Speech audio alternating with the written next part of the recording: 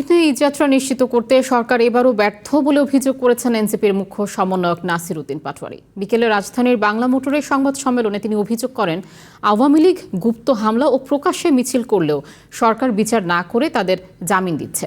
সম্প্রতি ঝিনাইদহে তার উপর হামলায় ছাত্রদল, যুবদল ও বিএনপির সাথে পুলিশও অংশ নিয়েছে বলে অভিযোগ করেন এনসিপির এই নেতা।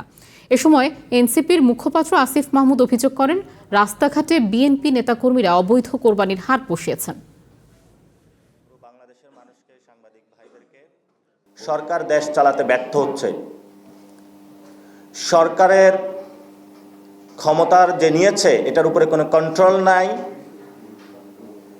এবং পিছনে অন্য কেউ কলকাঠি নাড়ার চেষ্টা চালাচ্ছে।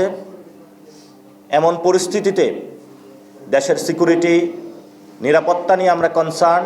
মাননীয় প্রধানমন্ত্রী ট্রাক চালাচ্ছেন, তো অনেকেই বলছে সোশ্যাল মিডিয়ায় যে তিনি যদি একবার ট্রাক চালিয়ে ঢাকা থেকে দিনাজপুর কিংবা ঢাকা থেকে অন্য কোনো জায়গায় যেতেন, তাহলে কত টাকা চাঁদা দিতে হয়, তাহলে তিনি সেটা সচক্ষে দেখতে পারতেন আর কি। লোকাল নেতারা যারা হয়তো হাত পায় নাই, হাত পেতে চেয়েছিল, যারা থাকে না যে ওয়ার্ডের নেতা, তারা নিজেরা হাত বসাচ্ছে এবং সে হাসিলও আদায় করছে।